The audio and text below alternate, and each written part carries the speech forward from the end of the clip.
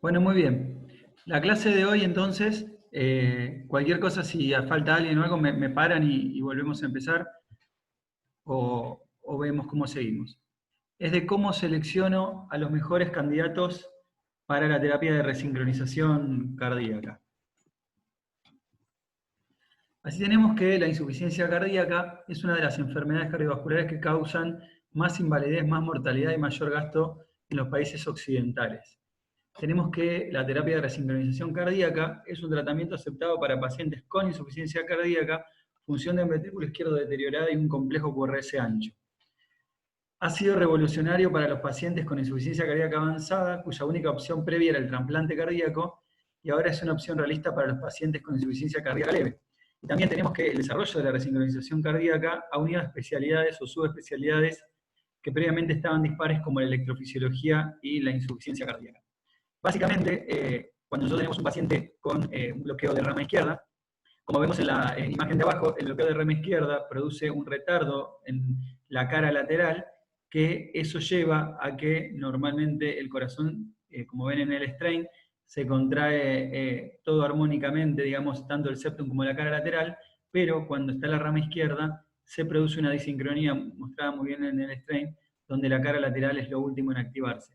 Y así se puede producir disincronía auriculoventricular, intraventricular en el ventrículo izquierdo e interventricular.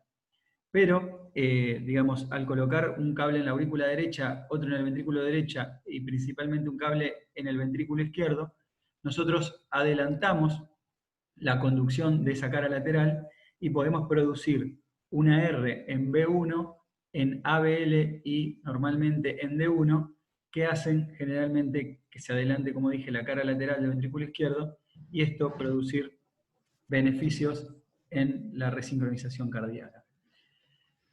Ya pasaron en este artículo 20 años de la resincronización cardíaca, de que comenzó la evidencia en esta especialidad, pero hoy ya podemos decir que son 30 años. Y así tenemos que en los estudios multicéntricos se han incluido más de 10.000 pacientes que han demostrado mejoría en la clase funcional, en la calidad de vida, en el remodelado ventricular, han disminuido las hospitalizaciones y han aumentado la sobrevida luego del implante de este dispositivo. Y así tenemos que uno de los primeros estudios, ¿sí?, fue el Companion, un estudio del año 2004, que incluyó 1.520 pacientes en clase funcional 3-4, con fracción de eyección menor al 35% y QRS mayor de 120, y mostró que los pacientes que iban a la colocación de un CRTD, o sea, cardiofibrilador más resincronizador cardíaco, o los pacientes que solamente tenían un CRTP, es decir, un resincronizador cardíaco solo sin CDI, ¿sí?, les iba mejor en cuanto a mortalidad e internación por insuficiencia cardíaca que los pacientes que solo tenían tratamiento óptimo para insuficiencia cardíaca. Ya en el año 2009, el CARE-IF mostró que los pacientes que tenían CRTD versus medicación tenían disminución en lo que es el endpoint combinado de muerte y reinternaciones por insuficiencia cardíaca, y también en mortalidad de cualquier causa, ¿sí?, ya casi con 7 años de seguimiento. Luego aparece el MADE-IT-CRT, donde también aquí lo importante del MADE-IT es que los pacientes estaban en clase funcional 1 o 2, o sea, clase funcional es menos avanzada. También la fracción de eyección era menor al 30% y el QRS era más de 130 milisegundos. Y aquí lo interesante es que los pacientes ya recibían tratamiento para la muerte súbita, o sea, cardiofibrilador, y se los comparaba con los pacientes que tenían... ¿hay alguien que tiene el mío? ¿Podemos apagar los micrófonos, por favor? Los que tengan conectado el micrófono. Gracias. Bueno, entonces, como decía, en el MADE-IT-CRT, el ICD con resincronizador cardíaco fue mejor, digamos, disminuyó la mortalidad principalmente y las reinternaciones por insuficiencia cardíaca versus el ICD solo. Y esto se presentó principalmente en pacientes que tenían, digamos, QRS mayor de 150 milisegundos y, digamos, sin diferenciar isquémicos o no isquémicos, principalmente, como dije, y pacientes que tenían menor de 30% de fracción de eyección. Posteriormente a este estudio salió el RAF Trial, que también incluyó 1.798 pacientes en el año 2010, en clase funcional 2-3, con fracciones de eyección también menor al 30% y QRS mayor a 120 milisegundos.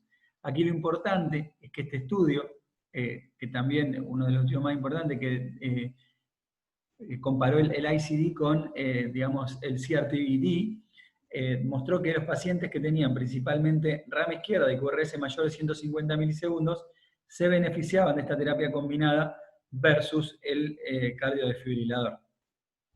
De aquí, estos fueron los estudios troncales más importantes que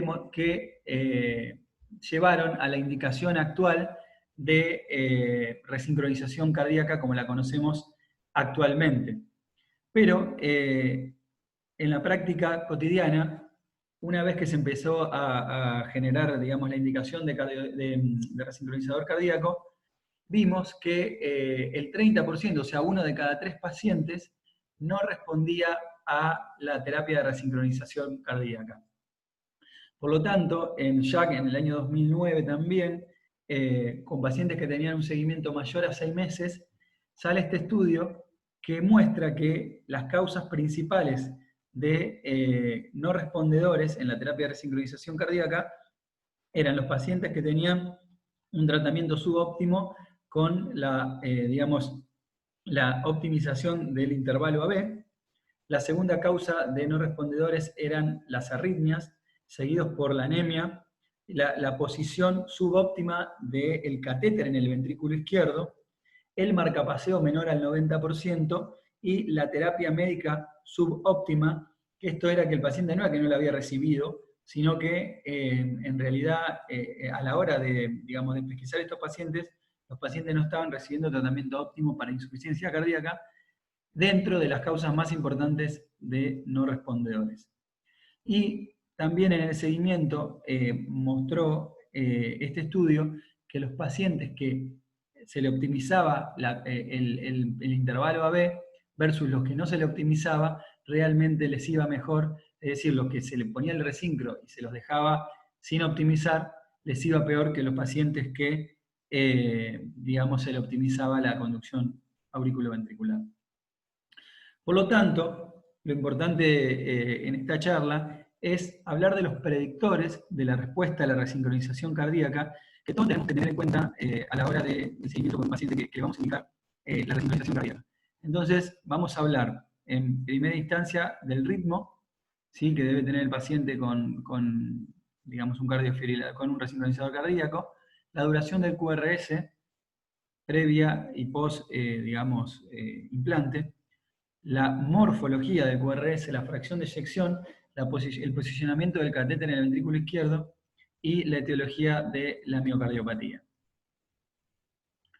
Así tenemos que en el RAF, estudio que ya nombramos, los pacientes que cuando analizamos los subgrupos, el paciente que se beneficiaban de la terapia con resincronizador cardíaco y cardiodesfibrilador, principalmente los pacientes que estaban en ritmo sinusal o tenían un marcapaseo auricular, tenían más beneficios que los pacientes que estaban en fibrilación auricular o en flutter auricular. Y así tenemos que luego, en el año 2015 y 2016, se hace un seguimiento de los pacientes que iban a resincronización cardíaca y, digamos, tenían fibrilación auricular. Y se demostró que el paciente, o sea, que los pacientes que menos mortalidad tenían eran los pacientes que obviamente no estaban en fibrilación auricular, y eso lo sabemos y lo tenemos muy bien documentado, pero a medida que íbamos avanzando en grados de, digamos, de fibrilación auricular, los pacientes tenían mayor mortalidad. Así los pacientes con FA persistente y permanente tenían mayor mortalidad en el seguimiento que los pacientes en ritmo sinusal o con FA paroxística. Y esto también está muy bien documentado porque a medida que aumentaba la frecuencia cardíaca en fibrilación auricular, había una correlación lineal con la disminución del marcapaseo biventricular, es decir, a mayor frecuencia cardíaca en FA, menor porcentaje de biventricular pacing, y esto llevaba a un aumento de la mortalidad. Y acá queda bien documentado donde los pacientes con fibrilación auricular y, digamos, marcapaseo menor al 90%, tenían mayor tasa de eventos que los pacientes que tenían un marcapaseo entre 90 y 98% y los pacientes que tenían obviamente mayor de 98% de marcapaseo. Por lo tanto, luego se hicieron varios estudios y en European Heart Journal en el año 2018 sale este estudio que asocia la ablación del nódulo AB con la mortalidad en resincronización cardíaca, es decir, colocarle un resincronizador al paciente y para control de la frecuencia, incluso con pacientes con QRS angosto en FA, la ablación del nódulo auriculoventricular asoció a los pacientes versus el tratamiento solo con drogas, ¿sí? Hubo un aumento significativo, o mejor dicho, una disminución, tanto de las hospitalizaciones por insuficiencia cardíaca como la mortalidad de cualquier causa, ¿sí? Y fíjense que en este estudio claramente se beneficiaron los pacientes que tenían menor de 35% de fracción de eyección y los pacientes que tenían un score de síntomas mayor a 31, es decir, los pacientes más sintomáticos, ¿sí? Eso es para hablar de lo que es el ritmo. Cuando empezamos a hablar de la duración del QRS, luego de todos los estudios que vimos, hubo un metaanálisis en el año 2013 que asoció justamente la duración del QRS con principalmente los endpoints más duros, como mortalidad principalmente y reinternación por insuficiencia cardíaca. Y vemos cómo en el companion, ¿sí? Cuando estratificábamos a los pacientes, principalmente menores de 48 milisegundos del QRS o mayores de 168, a medida que aumentaba el QRS digamos, implante, aumentaba, digamos, el beneficio de la resincronización cardíaca. Lo mismo pasaba en el CARE-IF, lo mismo pasaba en el REVERSE, en el MADE-CRT y en el RAP. Todos los, a medida que aumentaba la duración del QRS pre-implante, los pacientes se beneficiaban más de la terapia de resincronización cardíaca.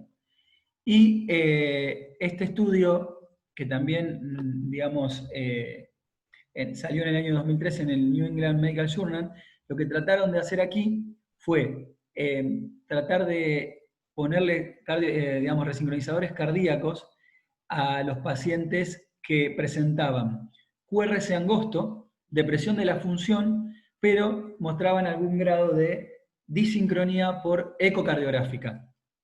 Y este estudio claramente mostró que los pacientes que tienen QRS angosto no se benefician, incluso el estudio fue interrumpido prematuramente porque hubo incluso aumento de la mortalidad con resincronización cardíaca en pacientes que tenían QRS angosto. El tercer punto que vamos a analizar justamente es la morfología del QRS. Ya hablamos de la duración, ahora vamos a hablar de la morfología del QRS. Y este estudio muy interesante que sale en el año 2012 muestra cómo la activación retardada del ventrículo izquierdo predice también resultados a largo plazo de lo que es la resincronización cardíaca. Y así los pacientes que tenían principalmente un retardo en el comienzo del QRS mayor a 125 milisegundos, se beneficiaban más de la terapia que los pacientes que no tenían este retardo. Y esto es importante porque aquí está medido como digamos, un bloqueo de rama izquierda claramente nativo en su comienzo, que tiene un empastamiento en B5 y B6. Esto es un verdadero bloqueo de rama izquierda. Predice la mejoría en la colocación del resincronizador cardíaco versus los pacientes que tienen, por ejemplo, una rama izquierda artificial, como en el marcapaseo digamos, de la punta del ventrículo derecho, donde ese comienzo no es tan lento y estos pacientes claramente no se beneficiaron de la terapia de resincronización cardíaca. El MADE-CRT, que digamos con un seguimiento a 7 años, estudio que sale en el 2014, también nos habla de la morfología del QRS, y fíjense que pacientes que tenían solo CDI versus los que tenían un CRTD, ¿sí?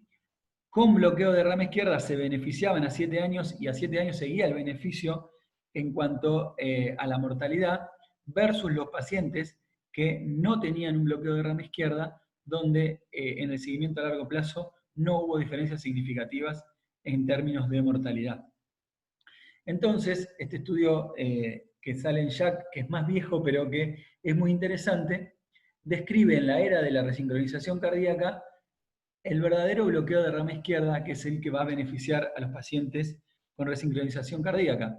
Fíjense cómo principalmente aquí, en estos dos, digamos, electrocardiogramas, vemos que hay bloqueos de rama izquierda, pero en el de abajo se ve como, digamos, la R permanece en B5 y B6, el QRS es bastante más angosto, y no hay melladuras ni en D1, ni en ABL, ni en ninguna otra de las derivaciones.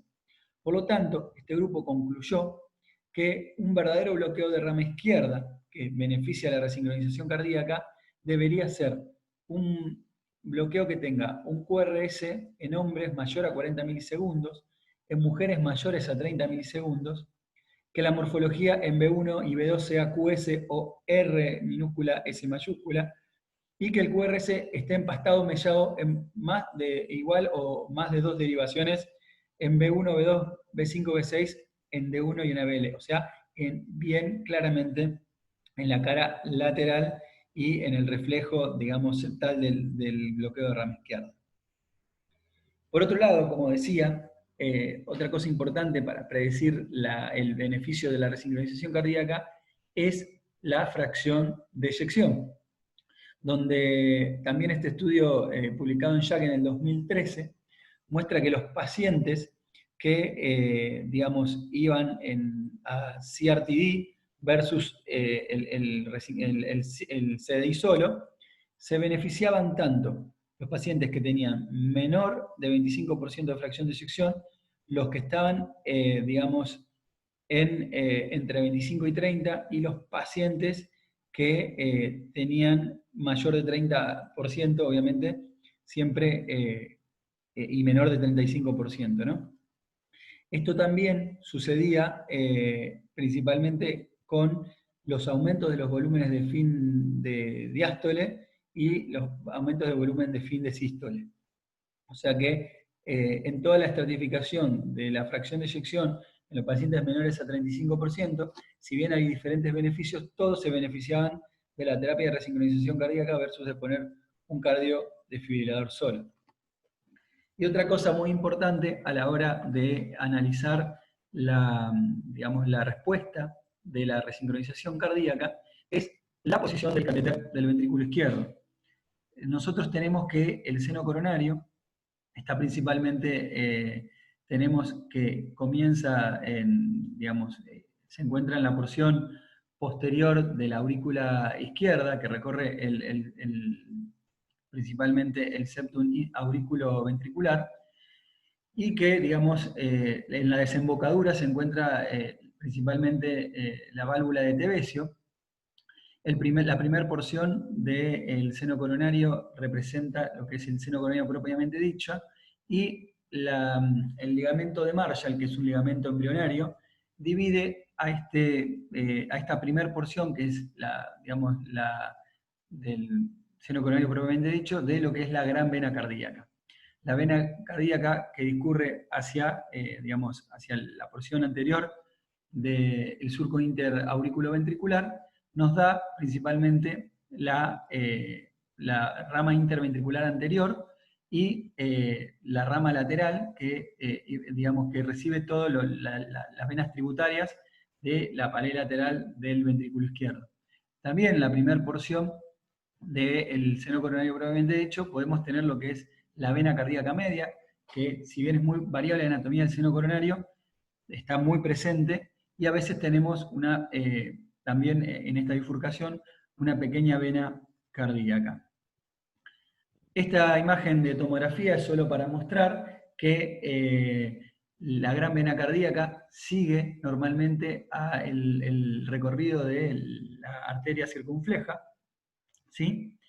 Y bueno, entonces con respecto al posicionamiento del catéter del ventrículo izquierdo también es muy importante para predecir el éxito, porque tenemos que, digamos, en lo que es en Circulation Arrhythmias, sale también este trabajo que es extraído del mail CRT, donde muestra que principalmente los pacientes eran divididos en posicionamiento, digamos, más que nada lateral y en posiciones mediales, basales y apicales, en posiciones posteriores, también medial, basal y apical, y en posiciones anteriores.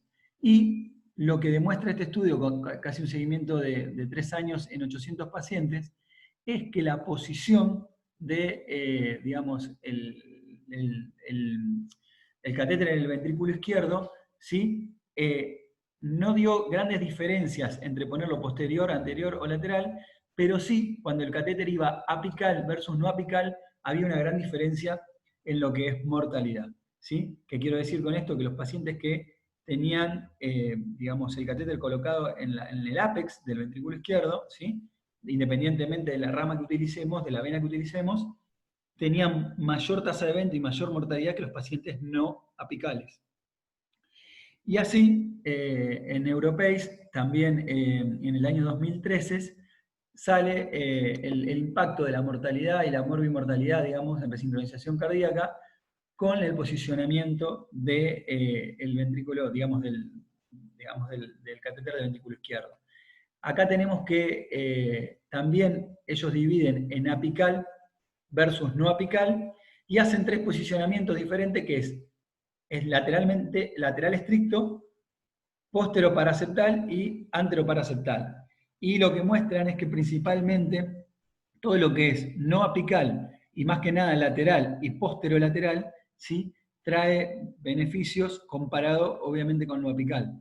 Por lo tanto, acá lo que quiero mostrar es cómo se ve una estimulación posterolateral no apical, donde hay principalmente R de B1 a B6, a veces hasta B4, y en cambio en lo que es anteroapical, la patente generalmente puede ser R en B1, pero luego se pone negativa, lo mismo, digamos, o toda negativa con una positividad en B6, pero esta es una posición que claramente en el postimplante inmediato no es beneficiosa, ya lo sabemos, comparada con esta posición posterior, o mejor dicho, lateral. Y así, este estudio muestra que cuando nosotros tenemos una oblicua derecha, ¿sí? En una imagen de fluoroscopía, nosotros en la oblicua derecha podemos dividir en 3 segmentos al ventrículo izquierdo en basal, medial y apical. Y en una oblicua izquierda, principalmente, podemos ver todo lo que es la parte lateral, lo que es la parte posterior y la parte anterior y, digamos, el margen de la interventricular anterior. Entonces, nosotros, una vez que, digamos, hacemos el implante del resincronizador cardíaco, podemos ver claramente si quedó en una oblicua derecha, en la parte basal, medial y apical, que la porción medial es la mejor opción para la colocación del resincro, o si quedó lateral, anterolateral o posterolateral, ¿sí? Donde si queda lateral y medial es principalmente el sitio más provisorio o de mejor predicción para la respuesta de la resincronización cardíaca. ¿Sí? Esto es un poco lo mismo, es otra imagen anterior y posterior donde muestra, digamos, 5 regiones, donde la región C es la región principal y medial para, digamos, el implante del resincronizador cardíaco.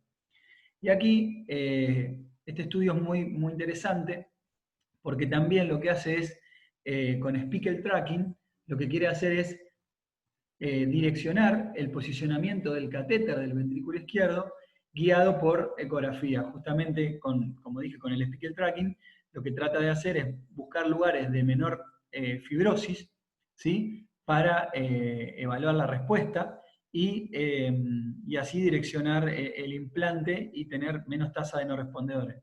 Fueron solamente 207 pacientes, pero en un seguimiento casi a 2 años mostró que los pacientes que se, digamos, direccionaban en el implante con Spiegel Tracking tenían menos mortalidad que los pacientes que, digamos, no se hacían con esta terapia. La desventaja del speaker tracking es que no está disponible en casi ningún centro, por lo menos en Argentina, y que tenemos desventajas como puede ser la anatomía del seno coronario. A veces tenemos más de una rama lateral, ¿sí?, para colocar el dispositivo. O lo otro que también es muy importante es que tenemos que cuando nosotros colocamos digamos, en la cara lateral el resincronizador cardíaco, por aquí pasa, digamos, ramificaciones del nervio frénico, y tenemos que buscar la mejor posición que nos permita una captura adecuada del ventrículo izquierdo, pero que no capture el nervio frénico. Entonces muchas veces hay que reposicionar el catéter, por más que el speaker tracking nos dé una buena señal, o, como vuelvo a repetir, no tenemos una rama para colocarlo en el mejor sitio guiado por ecografía. La otra definición que estábamos buscando era el tema de la etiología de la miocardiopatía. Y también en un subestudio del MEDIT-CRT en el año 2012, muestra que 1.820 pacientes enrolados, 1.046 isquémicos y 774 no isquémicos, ¿sí?, cuando los dividíamos por la miocardiopatía isquémica y no isquémica, teníamos que no hay grandes diferencias, es decir, se benefician de CRT-D ambas etiologías, y eso está visto tanto en la mejora, digamos, de los volúmenes de fines de diástole, de fines de sístole, y todos los parámetros que mejoran, principalmente en fracción de eyección, síntomas y, como dije, todos los parámetros ecocardiográficos. Es decir, no hay diferencias en pacientes isquémicos y no isquémicos a la hora de hacer, digamos, la resincronización cardíaca.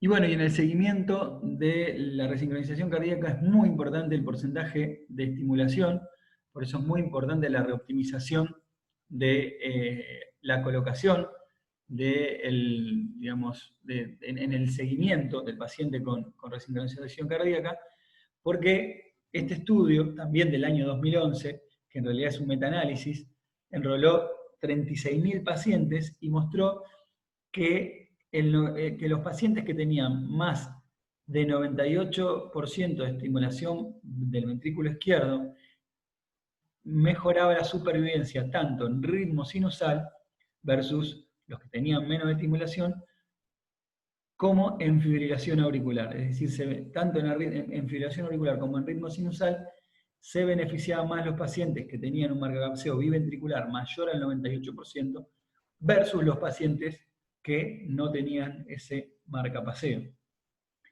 Y también este estudio publicado mucho más viejo, pero es de Jack, donde en el seguimiento de los primeros pacientes, que también es un metaanálisis de 36.000 pacientes, mostraron que las causas de, digamos, de no éxito en la resincronización cardíaca estaban más que nada relacionadas con arritmias auriculares y menor captura del ventrículo izquierdo en el seguimiento, es decir, aumento de los umbrales o desplazamiento del catéter del ventrículo izquierdo, ¿sí?, en el seguimiento.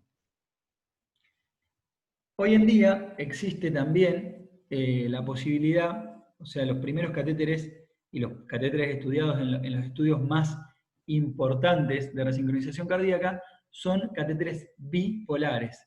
Hoy en día existe la estimulación multipunto, es decir, como se ve aquí, son catéteres cuadripolares, ¿sí?, que pueden tener más de 10 posibilidades de estimulación, porque pueden unir diferentes formas de estimulación del ventrículo izquierdo con el ventrículo derecho, del ventrículo izquierdo con la carcasa principalmente, y unir este electrodo, o sea, estos dos electrodos con el ventrículo izquierdo, unir estos electrodos, el distal y el proximal, y así generar diferentes formas de estimulación. Esto, a priori, digamos, tiene el argumento de que aumenta la masa de contracción ventricular izquierda, y esto haría que mejore, digamos, la tasa de no respondedores y que mejore principalmente el volumen sistólico, y con esto, y obviamente el retardo en el ventrículo izquierdo. También, si tenemos captura frénica, al cambiar los modos de activación, esto mejoraría incluso, digamos, la resincronización cardíaca.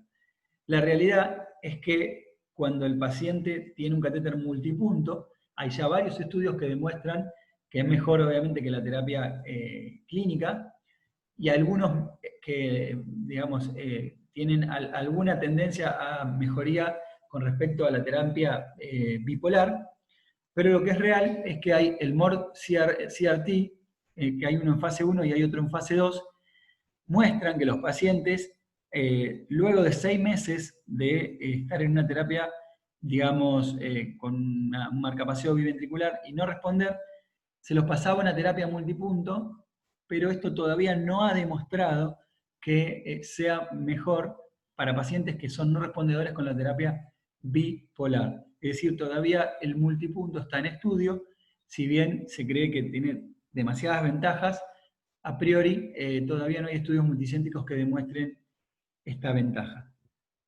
Por lo tanto, después de todo lo expresado, las guías recomiendan la resincronización cardíaca como clase 1A en pacientes sintomáticos con insuficiencia cardíaca en ritmo sinusal que tengan un QRS mayor a 150 milisegundos, morfología rama izquierda, depresión severa de la función sistólica, a pesar de recibir el tratamiento médico óptimo para mejorar síntomas e incluso morbimortalidad.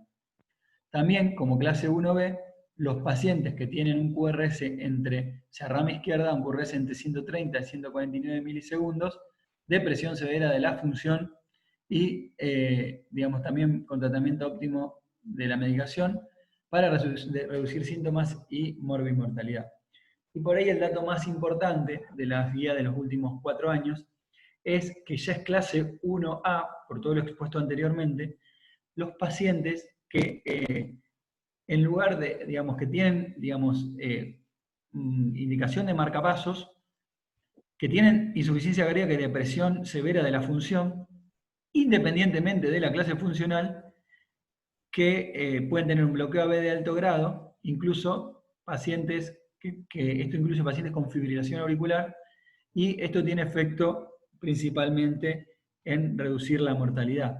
Yo no mostré algunos estudios, pero hay varios estudios que muestran que el paciente que va a tener mayor de 40% de estimulación ventricular en el día se beneficia ampliamente de, digamos, de la resincronización cardíaca versus el marcapaseo habitual del ventrículo derecho, incluso en fibrilación auricular.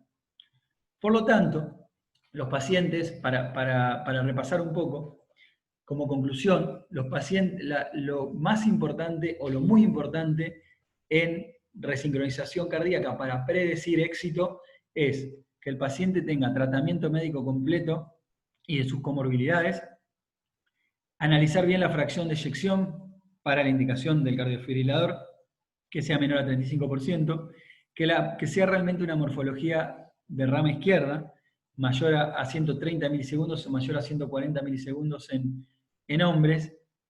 Cuanto más ancho el QRS, más disincronía y por lo tanto más beneficio.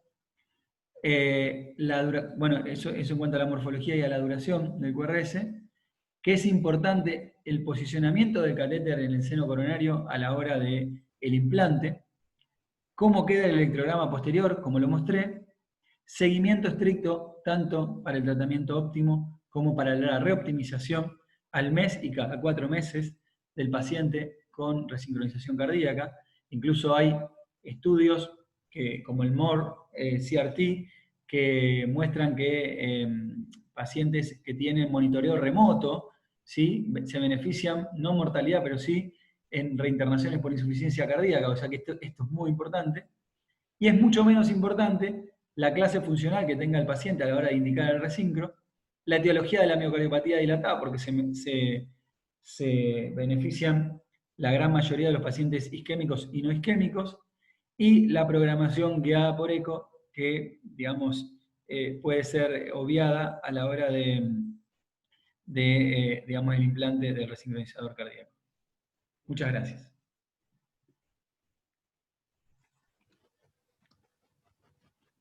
Muchas gracias, Leo. Muy interesante la clase. Yo quería hacerte una pregunta, ya que charlamos de los predictores de respuesta. La verdad es que de la mayoría, por lo menos uno los conoce, por ahí no tanto en detalle como los estuviste comentando, pero uno que nosotros habitualmente en la práctica decimos, mira, tiene volumen de fin de diástole de 80, ese paciente no se va a beneficiar, no tiene posibilidad de hacer un remodelado reverso con el resincro. Eso, como no lo mencionamos, quería saber tu opinión sobre los volúmenes. Bien, perfecto. Sí, la realidad es que, primero, siempre la indicación de resincronización cardíaca se debe hacer en conjunto con el cardiólogo clínico y principalmente con el especialista en miocardiopatías. Eso es fundamental. ¿Por qué? Porque hay varios estudios, como dijiste vos, que a la hora de elegir el paciente, están los pacientes que de alguna manera no serían candidatos por estos puntos de corte como son el volumen de fin de diástole, el volumen de fin de sístole, principalmente, y en realidad, y las clases funcionales muy avanzadas que normalmente van de la mano. Yo no expresé acá, pero generalmente, si el paciente cumple todos estos criterios, no es lo más importante los volúmenes para predecir la respuesta. Sí, más que nada, la morfología y la disincronía que tenga el paciente, principalmente, digamos, tomado por la rama izquierda. Pero obviamente que un paciente que tiene más de 90, digamos, milímetros de volumen, claramente no va a ser el principal beneficiado, pero no tomamos en cuenta como principal predictor los volúmenes, ¿sí? Claro, Sino todos estos parámetros que nombré. perdón, no lo aparta de la indicación el simple hecho de tener un volumen de fin de diástole muy alto.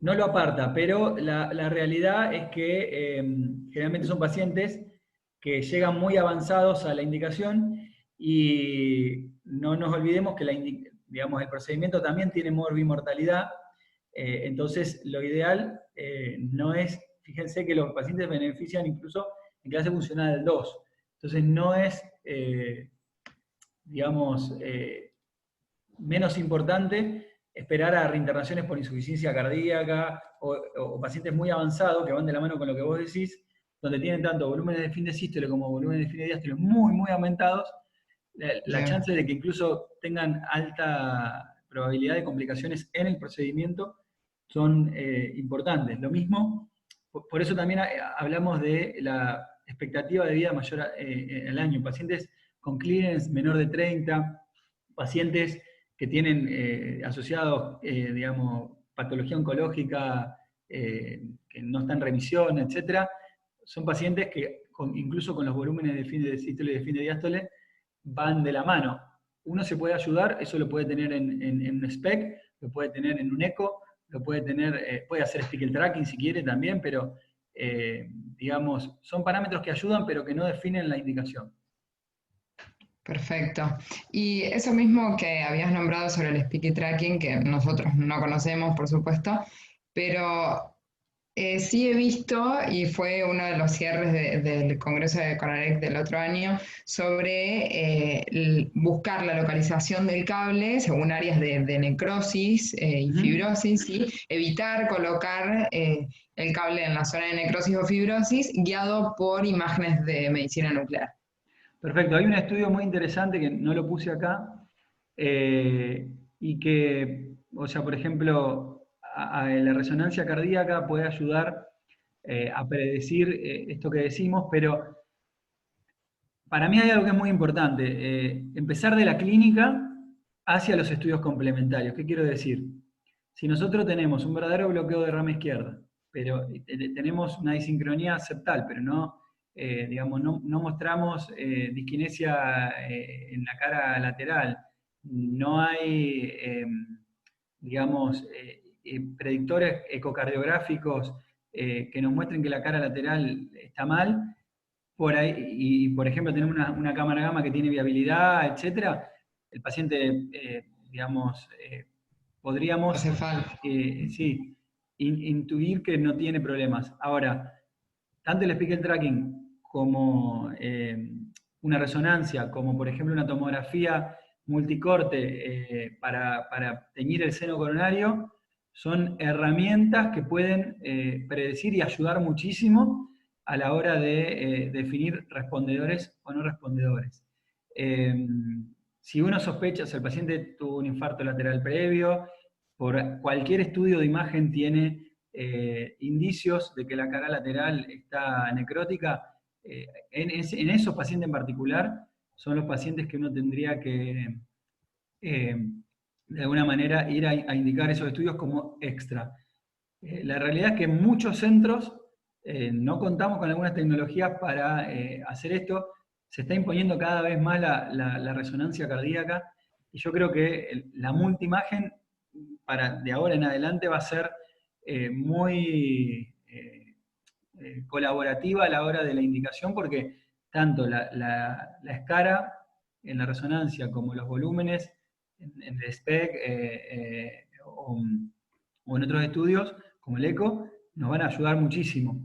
Pero no lo hacemos de rutina, es la realidad. Un paciente, ¿por qué? Porque, bueno, a veces tenemos, digamos, la escara tiene que ser muy grande y a veces en realidad podemos implantar el anterolateral o posterolateral y, digamos, realmente tiene que ser una escara demasiado grande para que nos impida la colocación del dispositivo. Bien. No hay un estudio complementario preferido por sobre el otro para la técnica. Mirá, si yo tengo que elegir uno, que si tendría que hacer uno, la resonancia que también me mide los volúmenes y me mide el grado de fibrosis, sería ideal. Si podría tenerlo en todos los pacientes, lo haría, porque aparte digamos, no conlleva demasiadas dificultades para el paciente. Pero bueno, la realidad es que no contamos en todos los pacientes, y más en los pacientes coronarios que en los no coronarios, me gustaría tener la resonancia. Claro. Y yo tengo la última pregunta y dejo de molestar. ¿Tenés experiencia sobre dispositivos que tengan medición hemodinámica por bioimpedancia?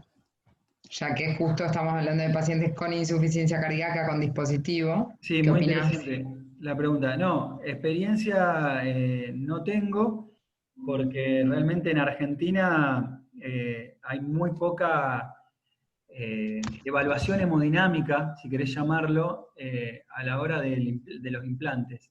Lo que sí tengo algo de experiencia, digamos, he hecho seguimiento de pacientes con ecografía 3D, viendo el grado de, digamos, del volumen sistólico de pacientes post-implante según, como dije hoy, la reoptimización, es decir, intentando estimular de distintas formas el ventrículo izquierdo y viendo cuál es la mejor forma de tener un volumen sistólico adecuado, y eso, digamos, el eco 3D, que digamos de alguna manera mide más exactamente los volúmenes, podría llegar a hacer una inferencia indirecta de este tipo de cosas. Algo que no nombré y que está en boga, digamos, es algo que lo desarrolló un electrofisiólogo argentino, que es el Synchromax, que es guiar digamos, no es hemodinámico, sino que es puramente eléctrico, que es guiar, digamos, el implante por grado de disincronía según la estimulación. Y tiene 5 posiciones, en la cual cuando uno apoya el catéter puede saber el grado de disincronía que produce la estimulación. Se usa principalmente para la estimulación septal, pero se puede usar también para la resincronización cardíaca.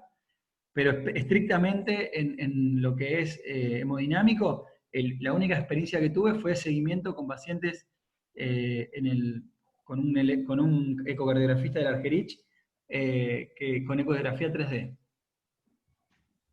Bien, muchas gracias. Leo, yo tengo una pregunta.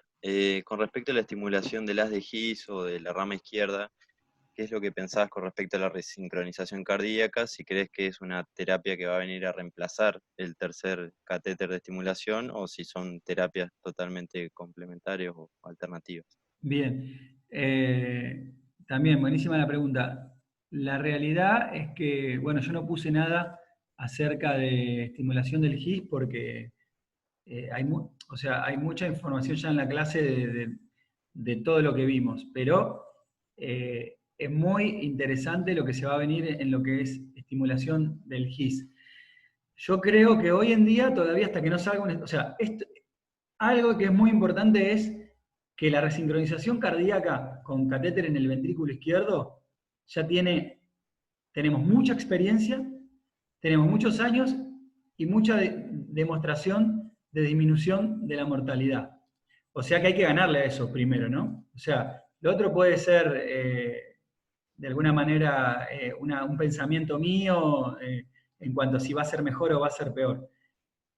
¿Se entiende? Es decir, ganarle a es como, o sea, la estimulación isquiana es muy prometedora, principalmente para los pacientes que pueden llegar a ser no respondedores, que pueden ser, por ejemplo, si yo tengo una anatomía del seno coronario que no esté favorable, o tengo una válvula de Tevesio o una válvula de Vieuxin que estén obstruidas y no puedo pasar el catéter, o tuve infección del catéter del ventrículo izquierdo y tuve que sacar todo, y quiero intentar algo más, la estimulación del GIS podría ser una alternativa. Lo que sí es muy importante saber es que y ya hay beneficios de la estimulación del GIS, siempre tiene que ser una rama izquierda troncular, donde yo pueda saltear ese bloqueo de rama izquierda dándole alta salida y pueda acostar el QRS, que es lo mismo que se ve en la resincronización cardíaca con un catéter en el ventrículo izquierdo, ¿sí? Porque el gran defecto que estamos viendo en estimulación del GIS es que se le indica a pacientes que no tienen una verdadera indicación. Por ejemplo, pacientes con deterioro de la función y un marcapasos en la punta del BD. Ese paciente no tiene una indicación clara de estimulación del GIS. O sea que la estimulación de GIS yo creo que va a ayudar y va a beneficiar tanto como la resincronización cardíaca, pero hoy en día tenemos mucho más experiencia y tenemos mucho más estudios, o sea que no sé si, o sea, la va a pasar, pero sí que le va a competir y que para algunos escenarios como los que expliqué va a ser la alternativa. Ya es la alternativa. Sí, sí.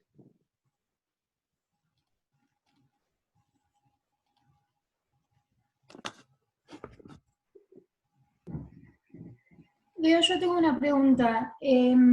Justo que estaban hablando de la estimulación isquiana.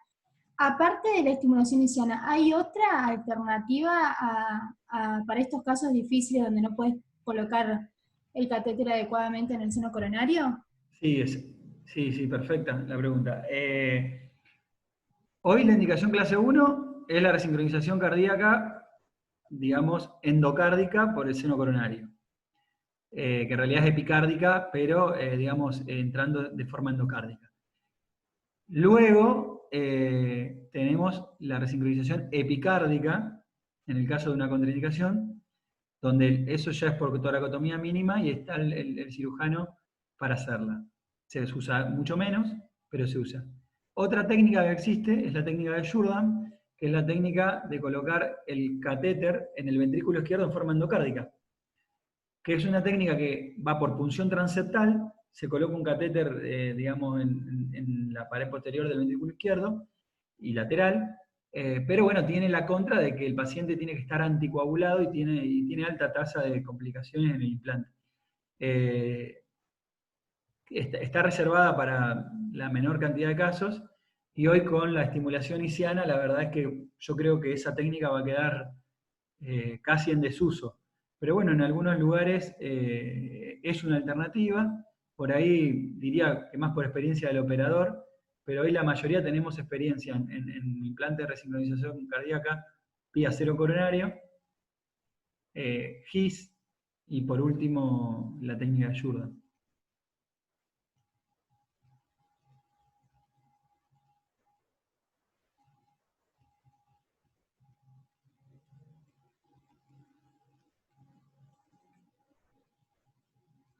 ¿Alguna pregunta más?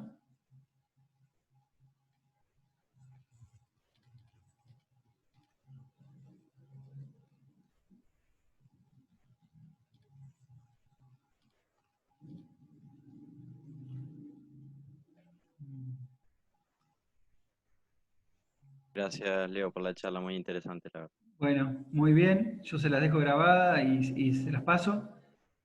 Bueno, lo que necesiten lo podemos seguir incluso charlando en forma personal, pero quería dar un repaso breve por la extensa bibliografía que hay de resincronización cardíaca. Muchas gracias, Leo. Muy linda la clase. Bueno, nos vemos chicos. Chao.